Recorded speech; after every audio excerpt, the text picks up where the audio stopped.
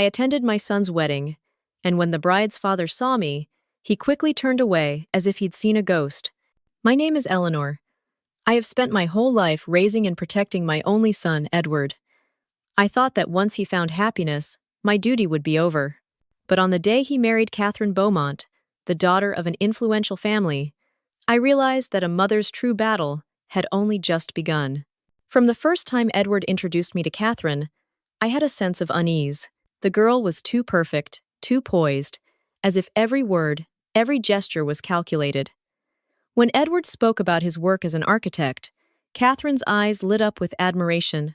When I talked about my own difficult past, she listened attentively. Edward was completely enchanted. But I saw a performance. That feeling became clearer during the months of wedding preparations. One time, as we were tasting wedding cakes, Catherine sweetly said to Edward, "Let's choose whichever cake Mom likes, darling." But when Edward turned away to answer a phone call, I caught her giving me a quick, cold, calculating glance before she immediately turned and whispered to the baker, pointing to the most expensive cake. Her family did not make me feel any better. Lady Beaumont, Catherine's mother, always smiled at me perfectly, but her eyes did not. They scanned my clothes, the way I spoke, and I could clearly feel the unspoken judgment. To them, I was just a self-made woman with no aristocratic lineage. I felt put in my place right from the beginning. I wanted to warn my son many times. "Edward," I said, "are you sure about Catherine?" "I feel that." But he just laughed, a happy laugh. "You're being suspicious again, Mom," he said. "She's the most wonderful woman I've ever met." How could I shatter the happiness sparkling in my son's eyes with just vague premonitions? So, I chose to stay silent. I hoped that for my son's happiness, I was wrong. Edward's wedding took place at a grand old church, a symbol of old wealth and power. I arrived early, choosing a seat in the last row, where I could observe everyone without being noticed. From here, I was just a faint shadow. The Beaumont family filled the front rows, sitting straight-backed, powerful, and distant. I felt excluded from my own son's big day, a strange sense of loneliness, just like the day I stood alone before my husband's grave. And then, I saw him. My son, Edward, was standing at the altar. He wore a perfectly tailored suit and looked very mature. He was talking to a friend, his mouth smiling radiantly. He's grown up so much, I thought. A feeling of both pride and sorrow. He has a world of his own now. A world where I am no longer the center. The organ music swelled, and the large church doors opened. Catherine appeared, hand in hand with her father, Lord Beaumont. She was truly beautiful, captivating in her pure white wedding dress. The entire church seemed to hold its breath at her splendor. But as she came closer, as she passed my row, her eyes briefly flicked towards me, and in that brief moment, I saw it.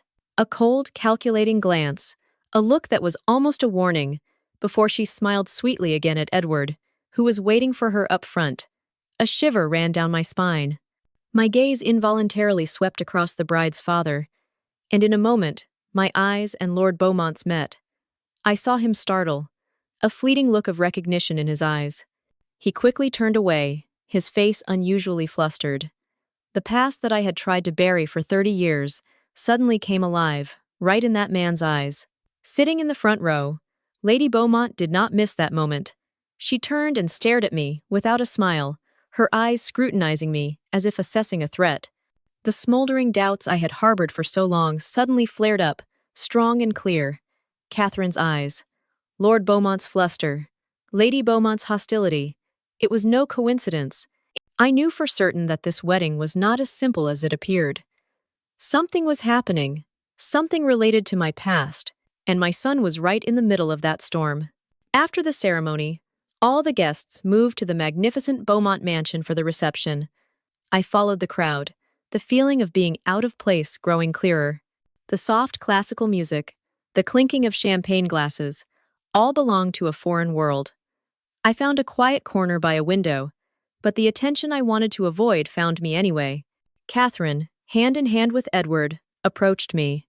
"Mom," she said, her voice sweet, "why are you standing here alone? Are you happy?" She took my hand. a gesture full of affection, but her hand was ice cold. When she turned away to talk to Edward, I caught a glimpse of the smile on her lips vanishing, replaced by a cold, emotionless expression. The mask was only worn for an audience. The party lasted until late at night. As the guests began to leave, I saw Catherine standing alone on the balcony. I walked closer. "Catherine," I said softly, "I think I should go now. I wish you both happiness." She turned around. Under the moonlight, the sweet smile was gone. "You're in such a hurry to leave, madam?" she said. Her tone completely changed. I was stunned. "You know," she continued, stepping closer to me, her voice dropping to a whisper, "Edward is a wonderful man. He has a brilliant future. And from now on, he won't need anything other than me." She paused, looking straight into my eyes. "Anyone," she emphasized, "or anything from the past that tries to enter his life, I will eliminate." I stood speechless, feeling a shiver run down my spine. I knew my battle was not just with the past, it was with the present as well. As I was on my way out, a voice stopped me. "Eleanor, can we talk for a moment?" It was Lord Beaumont. He led me into the library and closed the door. The flustered look was gone, replaced by weariness and regret. "I knew it was you," he said, his voice low, "right from the moment I saw you in the church." "That was a long time ago, Arthur," I replied, trying to keep my voice calm. "Long, but not forgotten," he said. I want you to know that I've regretted it very much. I was too weak. I left you alone to face everything, just because of family pressure." His eyes were filled with remorse. "I'm sorry." "It's too late, Arthur," I said. But I understood now. My presence, as the mother of their new son-in-law, had made the entire Beaumont family uneasy. The past they had tried to bury was in danger of being dug up, and Catherine, their cunning daughter-in-law, was the one tasked with cleaning it up. After the information from James, I knew I couldn't stay silent any longer. I arranged to meet Catherine at a luxurious tea room at the Ritz Hotel. She arrived, still with her perfect exterior and a sweet smile on her lips. But when I placed the photos that James had taken on the table, that smile vanished. "What are these, Catherine?" I asked, my voice calm. She looked at the photos, then up at me, without a hint of distress. She gave a faint, contemptuous laugh. "You think Edward will believe you?" she challenged. "A suspicious old mother, or a young wife he loves so much?" She leaned forward, whispering with venom. "What right do you have to judge me? A woman who has lived her whole life in deceit, who has hidden her son's true origins from him. You have no right, Eleanor." I was stunned. She knew. She knew my secret. The confrontation didn't stop there. A few days later, Lady Beaumont sought me out. She didn't mince words. We sat facing each other in the hotel lobby, without a cup of tea, only hostility. "I know who you are, Eleanor," she said, her voice icy. "And I know who Edward is. But he is married to my daughter. He is part of the Beaumont family. Don't think you can use the past to pull him away from here." She paused, looking at me with a warning in her eyes. "This marriage is a perfect arrangement for both families, and I will not let someone like you ruin it." And that's when I understood. This wasn't just Catherine's plot. Lady Beaumont was also involved. They didn't care about Edward's happiness. They only wanted to turn him into a pawn in this powerful marriage, to solidify their status and hide their family's secrets.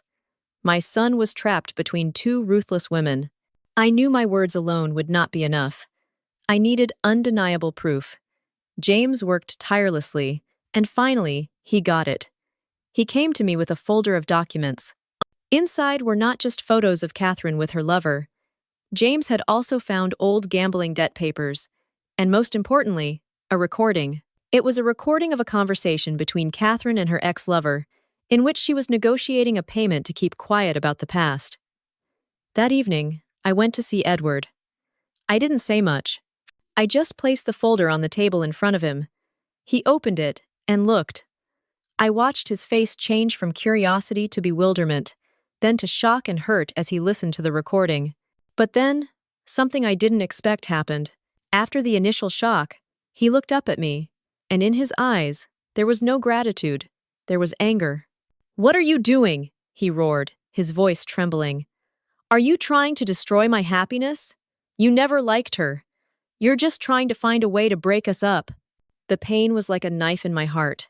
My own son, the one I was trying to protect, was turning his back on me. That same evening, he went home and confronted Catherine. Just as I had predicted, she put on a perfect performance. She cried, admitting to past mistakes but justifying them as being due to pressure, fear of losing him, and wanting to have a life worthy of him. Edward, with his kind heart, was almost swayed. He almost believed those crocodile tears. But just then, James appeared. He had anticipated this. James didn't say anything. He just placed another file on the table. This time, it was evidence that Catherine had used Edward's money to pay off her lover and a contract she had signed, promising to share a portion of the marital assets with him. Catherine was speechless. All her lies became meaningless. Her perfect mask finally disintegrated, revealing a face of raw greed and deception. After Catherine's true face was exposed, the Beaumont mansion fell into a heavy silence. I met with her one last time, at the same luxurious tea room where I had once confronted her. This time, there was no challenge in her eyes, only defeat. I didn't say much. I just placed a signed check on the table. £5 million, I said, my voice calm. This is enough for you to start a new life anywhere. Enough for you to pay off all your debts and live lavishly for a long time. In return, you must sign the annulment papers and disappear from Edward's life. Forever. She stared at the check, her lips pressed tightly together.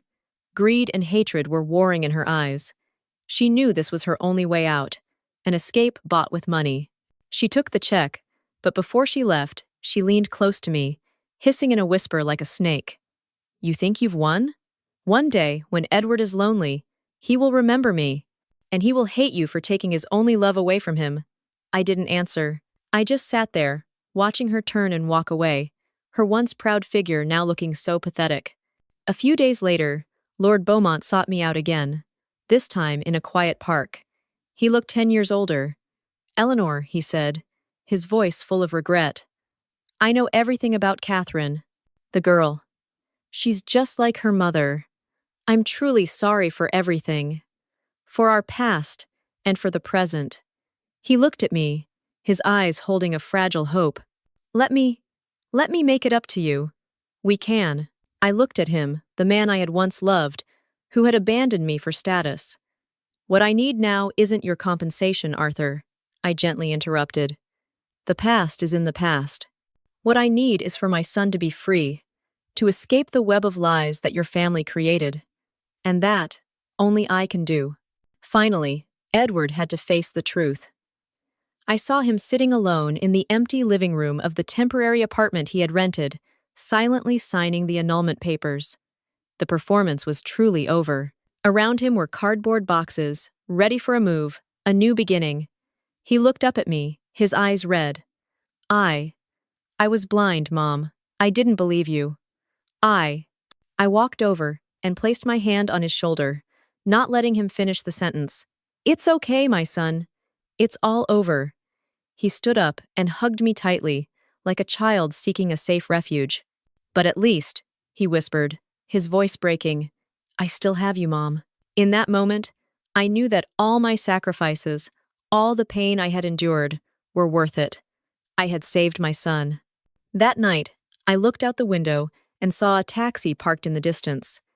Catherine, alone, pulled her designer suitcase and walked quickly out of the Beaumont mansion.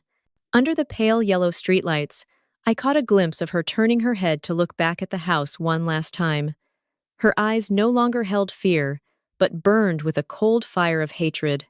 I knew this was not the end. A wounded animal always comes back. But that was a story for another day. The next morning, I woke up early.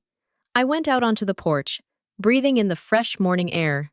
The eastern sky was turning pink, signaling a new day was about to begin. The storm had truly passed. Edward was still sleeping in his room. He needed time to heal his broken heart. But I knew he would be okay. I stood there, watching the sun slowly rise, painting a corner of the sky golden. A profound sense of peace that I hadn't had in a long time spread through my heart. The battle had ended. I had to face the ghosts of the past and fight the monsters of the present. But in the end, I had won. I told myself, I've held on to the most important thing. Not fleeting fame, not money, but my son's heart. A heart, though hurt, still knew how to trust. And that was the most precious legacy. A year later, our house was no longer filled with the silence of sadness. It was full of laughter and the happy barking of a retriever that Edward had just adopted. Edward had overcome the shock. He had sold his lavish London apartment and moved back in with me. He no longer pursued massive architectural projects. Instead, he opened a small design studio, specializing in restoring old houses in the area. He said he wanted to create buildings with a soul, with a story. James, his loyal friend, often came over for dinner. Sometimes, Lord Beaumont would call to check in. The calls were short, awkward, but they were a start. And then, there was Sarah. She was a local history teacher, a gentle, intelligent woman with a warm smile. They met when Edward was researching the history of an old farm. Their love came naturally, without calculation, without performances. One afternoon, I, Edward, and Sarah sat together on the porch, drinking tea and watching the sunset. He had just shown me the design for a small house he was working on. "What do you think, Mom?" he asked, a little nervous. "It's beautiful, my son," I smiled. He was silent for a moment, then spoke. "Mom, I've been thinking a lot. I know about your past, and Dad's. I don't blame you." I looked at him, surprised.